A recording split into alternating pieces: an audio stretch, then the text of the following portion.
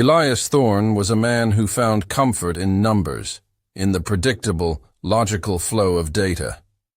As a field agent for the U.S. Census Bureau, his job was to turn the messy sprawl of human lives into neat columns and clean statistics.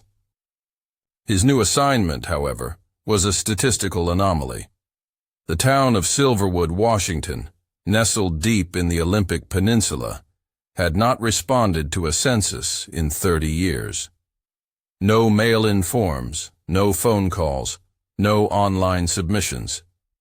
It was a perfect demographic black hole. His job was to go there and bring it back onto the map. The drive into the valley was like entering another world.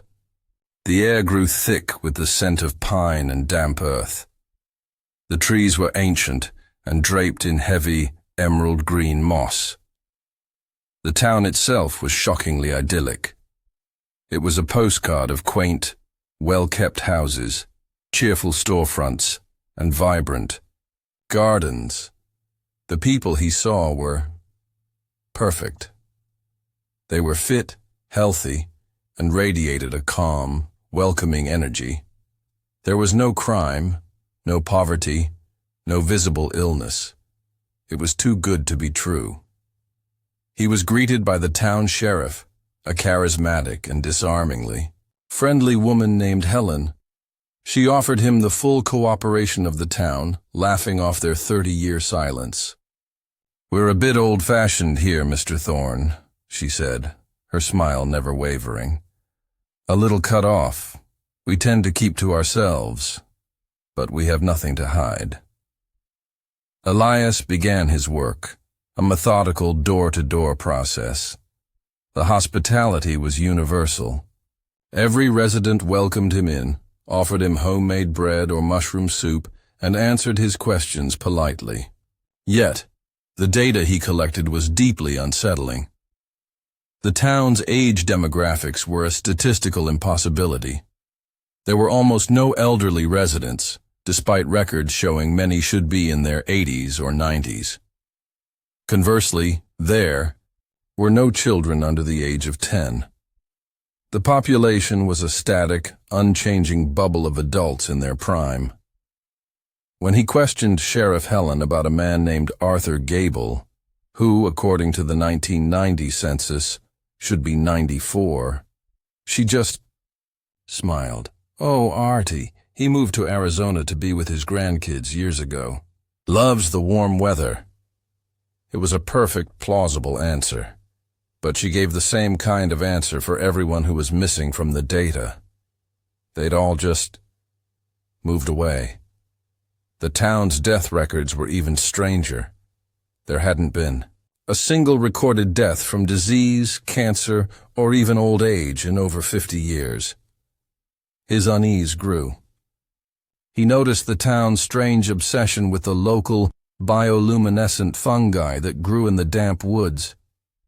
These glowing mushrooms, which the locals called glimmer caps, were everywhere, in their recipes, woven into ceremonial-looking wreaths on their doors, their gentle blue-green light illuminating the town's paths at night.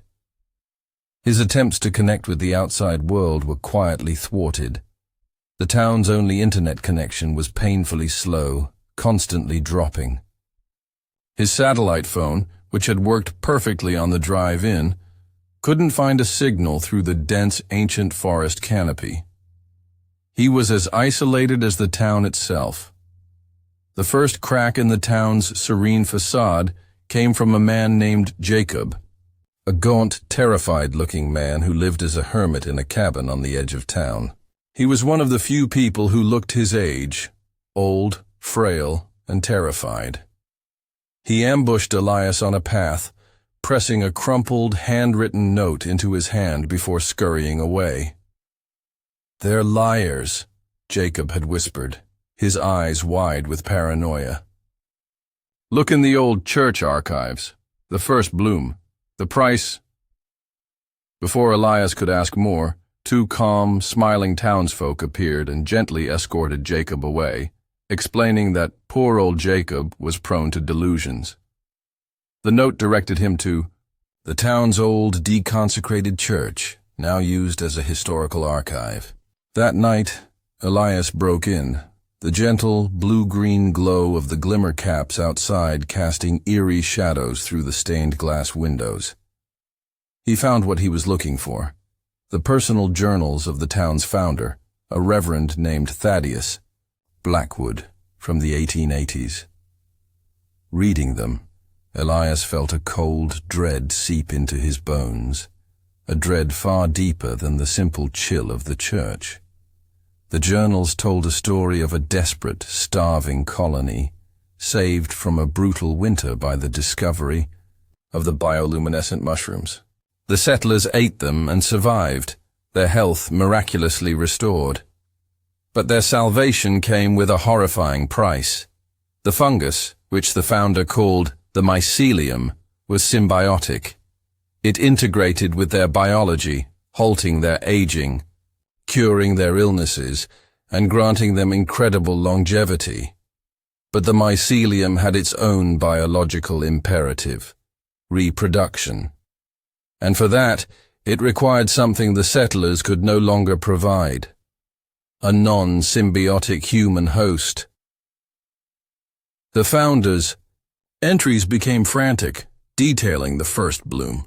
The fungus, in order to create and release its spores, needed an outsider. It would slowly, parasitically, grow within the host, culminating in a horrific and fatal bloom, where fungal fruiting bodies would erupt from the host's flesh, releasing the next generation of the mycelium into the town's ecosystem. The town's immortality was sustained by a cycle of human sacrifice. They had to lure an outsider every generation, every 30 years or so, to be the vessel. Elias's blood ran cold. He was the first suitable outsider to come to Silverwood in 30 years. He knew he had to leave, but it was already too late. The town knew that he knew. Their welcoming smiles now seemed suffocatingly menacing. Sheriff Helen politely informed him that a sudden landslide had blocked the only road out of the valley. It would be weeks, she said, before it was cleared. He was their guest now. He was their future. He began to feel unwell. He was tired, feverish.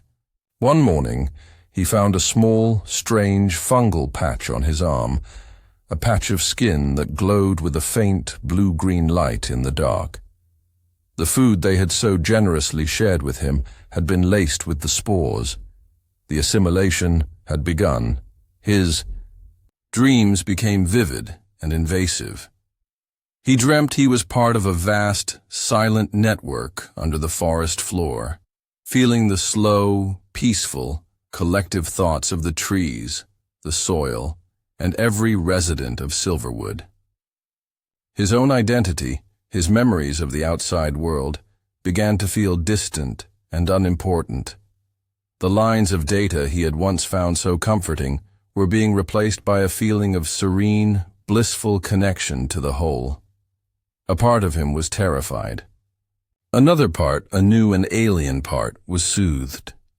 The Founders' Day festival was the climax. They told him it was in his honor. The entire town gathered in the central square, their faces glowing with a soft inner light. They weren't hostile. They were reverent. They presented him with ceremonial garments woven from moss and bark. "Don't be afraid, Elias," Sheriff Helen said, her voice a gentle, hypnotic hum. She held out a ceremonial wooden cup filled with a thick, glowing, milky liquid. "The giver is generous. It has given us long life, perfect health, but it must be renewed. Its seed must be planted. You are not dying. You are becoming a garden. You will be the father of the next generation. Your life will echo in all of us, forever. It is a great honor." He looked at the faces in the crowd, no longer seeing individual people, but a single ancient organism looking back at him through 100 pairs of glowing eyes. He thought of running, but where could he go? He was already a part of them.